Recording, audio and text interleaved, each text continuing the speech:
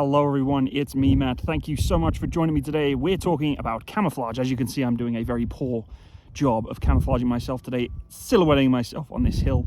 Being in a forward observer position, of course, camouflage is inherently quite important. A lot of people believe in the artillery, you're just, behind our own lines from miles away shooting. But as a forward observer, camouflage is actually taken quite seriously, and I've started to looking at it a little bit more in depth recently.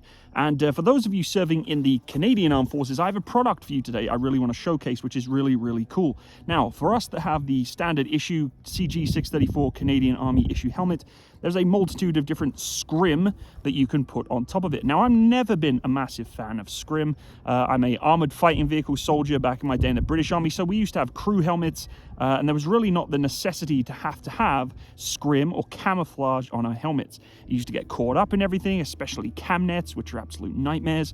And as I said, cam nets tended to protect our positions anyway. However, in a dismounted role, if you're infantry, etc., camouflage is inherently very important, and scrim for your helmet can be a bit of a pain in the butt to do it yourself. However, there are actual products out there that exist that you can use to create really effective scrim.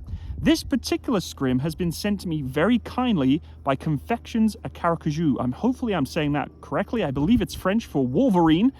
So Confections Wolverine. Thank you again for sending me this. This is a customized prototype helmet scrim for the Canadian Army issued helmet. So if you're serving in the Canadian Armed Forces right now, this is definitely an opportunity for you to try something else out. Now, I'm going to go through this detail of how it kind of came to be and what it's about in a second. But as I said, going back to, scrim in general for helmets, we in the Canadian Armed Forces tend to have other options to have when we set up scrim in our helmet. We can use the foliage around us, right, in the netting that we're issued. Some people are issued the nets, some people are not. You can also use things like scrim that is coming from Hessian bags, like sandbags, different colors and tones of sandbags that you can kind of tuck into your helmet. I'm personally not a massive fan of that because, again, once it gets wet, it is freaking heavy on your head. And if you're doing a night patrol or a long-term patrol wearing that stuff on your head, like, a helmet alone isn't a huge amount of weight. Once you get a soaking wet rag multiplied around the entire 360 of your head, it gets pretty heavy. This option that you're looking at right now is very lightweight, which means no matter how wet it's going to get, it's laser cut, it's just going to drip through, and it's not going to add the extra pressure to your head. And I know that means not a huge amount having that extra weight on your head, but after a long patrol, there's nothing more annoying than that dripping down, that saturated moisture dripping down as you're trying to do your orders, onto your map or whatever else you're doing. It's just not ideal. This is a laser cut scrim that is very, very nice to just have something lightweight that you can either remove or take off again. Because personally, if I don't need scrim, I'm going to take it off. It gets caught in everything when you're putting it in the back of your truck or in your vehicle or whatever else. And if you're going through wood lines, branches, twigs, etc., get caught in it, it starts ripping at this stuff. Now, this particular material is very strong. I've done a good functions test of it and pulling it.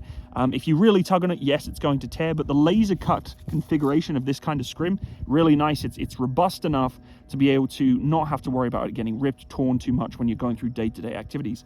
Of course, what I also like about these scrims is they actually hold my GoPro mount on there. For those of you social media influencers like I am, the mounts and the things that you get for GoPros for our CG634 helmet is not ideal, but the strapping that goes over the top around the sides, this scrim actually holds it really nicely in place. And of course, I always put my cat's eyes on there. They've helped me a number of times when I'm sleep deprived and you're trying to find your helmet and you've got your cat's eyes there. And of course, if you're on a patrol, it's nice to have that 6 o'clock verification of those two little dots bobbing up and down in the distance if it's a really high intensity tactical mission. Cat's eyes are really useful.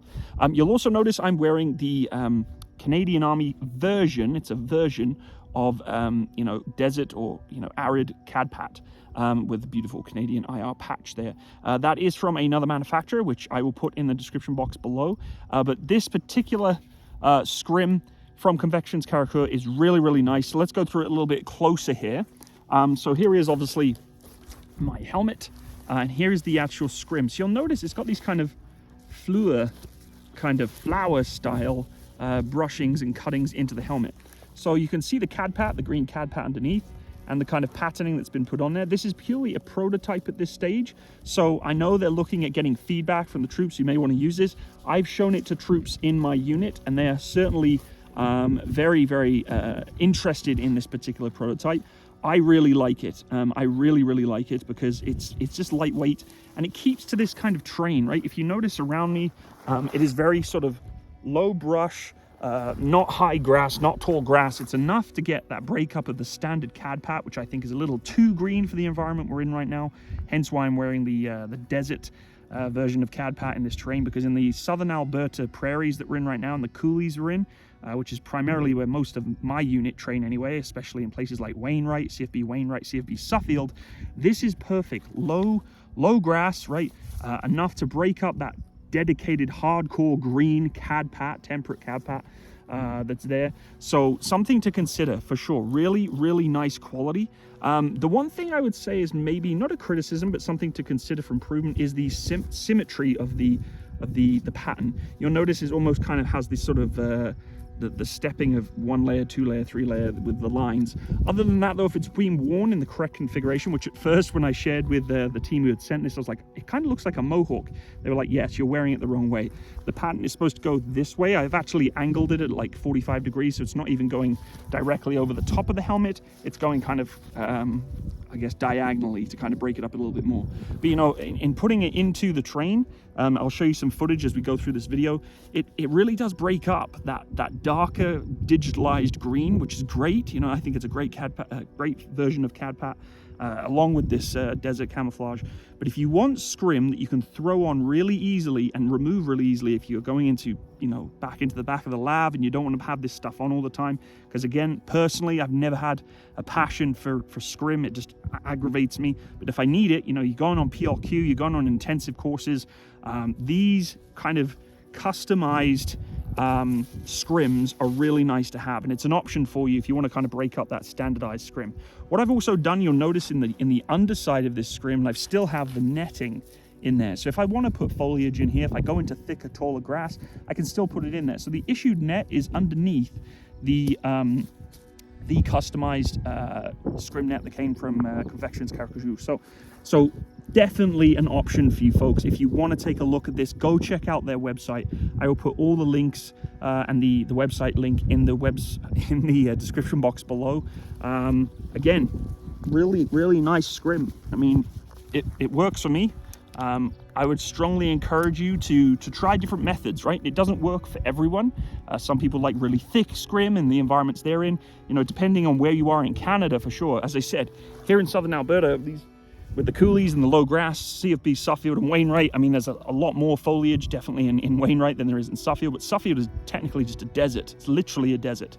And this kind of camouflage, this kind of scrim matches perfectly. So if you're operating in environments where there isn't much foliage, it's very dry like it is now in the spring and the summer, and here in southern Alberta right now, in all of Alberta actually, we're dealing with wildfires, which is a video I'm going to do for another day.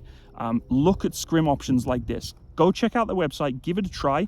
Also, the other thing to consider when you're using this kind of scrim setup, the removal on and off, is just a very simple tag at the back here, right? It's just a tag tie, right, with elastics, and it just wraps around and conforms around the helmet. You just tuck those tabs in, and then you're good to go. Okay, so have a look at it, take a think about what environments you're going into, and this is definitely an option for you. Thank you again for you guys sending me this scrim. I am definitely going to be keeping it on for the longer term with my helmet. Even though I don't like scrim, I like this because it's low profile enough and not tangled enough or thick enough for me to really worry about it. So again, check out their website, go in the link description box, and I will hopefully be able to get more products from them in the future. And there's some really cool stuff that they've been working on. You can go check out the website. They've got all sorts of stuff, not just helmet scrim. They've got, you know, ghillie suits. They've got all sorts of really cool gear that you can have that's for your own stuff. So go check that out. Thanks again for joining me today, everyone, and I will see you on the next one. All the best. Bye-bye.